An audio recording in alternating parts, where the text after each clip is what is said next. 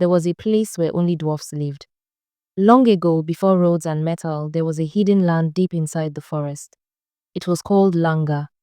Only dwarfs lived there, short people with strong arms and sharp minds. They built their homes under the roots of big trees. They farmed low crops, hunted small animals, and shaped tools from stone, bone, and wood. Their stories told only of their kind. No one in Langa had ever seen a tall human. They didn't even believe such a thing could exist. But in their old folk tales, there were stories of giants who lived far above the hills, tall ones who could see over mountains and speak to thunder. No one had ever seen one. It was just a story. Until the day Akilo went to the river. He was alone carrying his small calabash and sponge. He walked through the thick morning mist. The river was quiet, but as he stepped closer to the bank, he stopped. Something large was lying at the edge of the water. It was a body, a woman, but not like any woman he had ever seen. Her legs were long like palm trunks. Her arms stretched far beyond his reach. Her skin glowed softly in the light. Her chest rose and fell. She was alive, but she was too big to be real. Akilo turned and ran. The village gathered quickly. Elders, warriors, children. They came with spears and weapons. No one made a sound when they saw her. She looked fragile despite being so big. They just stared. She was breathing, though weakly. Her clothes were torn. Her hair matted with mud and leaves. She looked like something the gods had dropped by mistake. Some said she was bad luck. Others said that the gods were speaking. But still, they couldn't just leave her there. So they tied ropes to their strongest cart, and two of the most powerful men, Ula and Negero, dragged it to the river.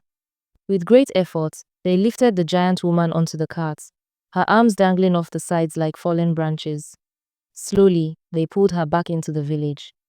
She was placed inside an old abandoned barn, where the roof was tallest. Guards were posted and food was left near the door. For 2 days, she did not move. Children ran past the barn, screaming. Some cried in their mother's arms, afraid she would rise and trample them. The elders met every night. Some wanted to send her away. Others said she must be protected, for such a being might carry a message from the gods. On the 3rd day, she stood up. She spoke, and to their surprise, she spoke their tongue. She said her name was Noma. She didn't know how she came to the riverbank. Her last memory was of running from the chaos. Her eyes held sorrow. She said her kind once lived in peace and harmony, but over time, greed crept in. The thirst for power grew among leaders. Small disputes turned into battles, and soon, a great war broke out. It raged for many years, burning their lands and burying their people. She may be the last of her kind. She had been hiding, surviving, running. The villagers were shocked. They had never believed the old stories, and now one was standing before them. Life in Langa changed. Some villagers kept their distance. Others grew angry that such a creature lived among them. Children hid behind trees. They feared her footsteps, her voice, her shadow. Even when she bent low to smile, they ran. But not everyone feared her. Akilo began to visit her. He would bring roasted yams. He told her about their ways, their stories, their fears. She listened, and in return, told him more stories of the giants. The children would sometimes sneak close to hear those stories. They didn't run anymore. Still, not all hearts were soft. Some believed her presence would bring destruction. Others felt she didn't belong. One night, someone threw a burning stick at her hut. It didn't catch, but the message was clear. Not all wanted her there. Could a giant woman live among dwarfs? Could peace truly grow between those born so different? No one knew the answer. Before Noma came to Langa, there had never been any killing. The dwarfs were peaceful people. Disputes were settled with words, not stones or blood. But now, a boy was dead, and the hand that struck him belonged to the son of a giant. The village was restless. Those who had once protested Noma's presence now raised their voices. They walked around with hard eyes and louder mouths, reminding everyone that they had warned them.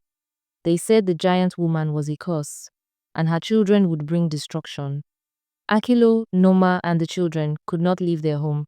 The once friendly paths now felt like narrow traps. They kept their heads down the few times they stepped outside. Children were told not to speak to them. Neighbors shut their doors on them. The elders called a meeting under the great tree. Everyone came and sat in circles, arms folded, eyes watching. The question was simple: what should be done? Some asked for patience, others demanded action. It became clear that, though not everyone agreed, more people now wanted the family gone. That evening, Akilo, Noma, and their children came to the square. They knelt before the elders and before the crowd. Noma wept openly. Her hands shook. She begged for forgiveness. She said Langa had been her only true home, that the peace she had found in Langa had healed her heart after the war that wiped out her people. Akilo bowed his head, and the children cried. But sorrow could not raise the dead. And the boy who struck the killing blow was still missing. That made it worse. So the elders stood, and the oldest among them spoke with a heavy heart. The family must be exiled. They were to leave Langa at first light. There was silence. Then some murmured in agreement. Others looked away. Noma broke down. She clung to the earth. She pleaded, but it was too late. One elder turned to Akilo and said he could stay, if he wished. After all, he was still one of them. But Akilo only stood up and said nothing. His eyes, once full of strength, were dim. There was no world where he would abandon his family. So at dawn, Akilo, Noma, and their 8 children left the village of Langa. They walked for many days. The nights were cold and the children cried.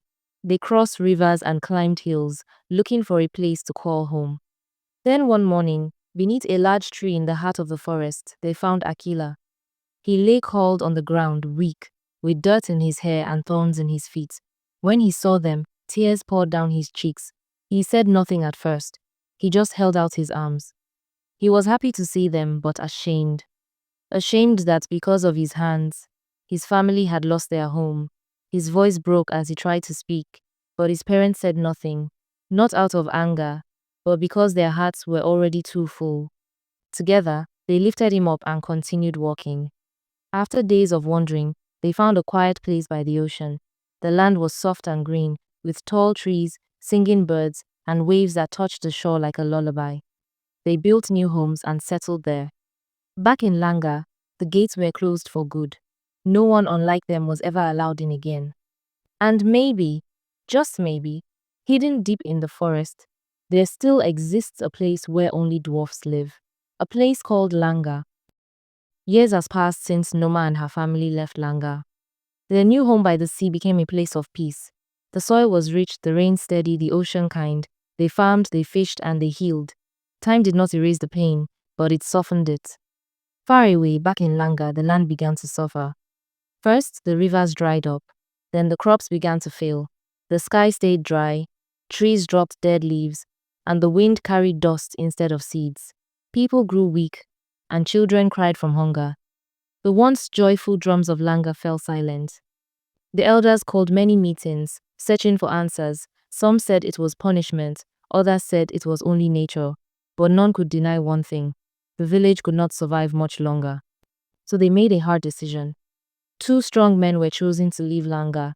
Their task: to search for a new land, a place where the people could start again.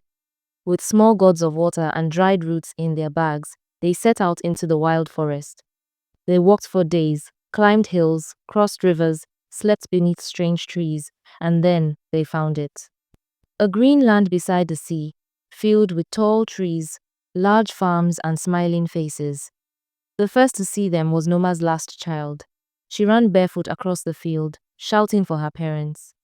Akilo and Noma came out of their home and saw the 2 dwarfs from Langa. Their clothes were torn, their cheeks sunken from hunger and heat. Akilo embraced them at once. He asked what brought them this far. When they explained the famine in Langa, Akilo's face fell. He said nothing for a while. Then he told his children to fetch food: grains, yams, dried fish, cassava flour. They packed it all into large sacks, as much as the men could carry. He gave them a message. Tell the people of Langa that they are welcome here. There is enough for all. This land gives freely and we will not shut our gates. The men were overwhelmed. They thanked Akilo and Noma many times and left. When they reached Langa, the village gathered to hear their tale. Some still held on to pride. They said they would rather die than go to a place where Akilo's family ruled. But more people were tired, starving, and ready to move. So the gates of Langa that was once closed were opened. Men, women, children, elders packed what they could. Some carried seeds, others carried memories. The journey was hard. Some did not make it, but those who did walked into light. Akilo and Noma stood at the edge of the new village, arms open. They welcomed each one.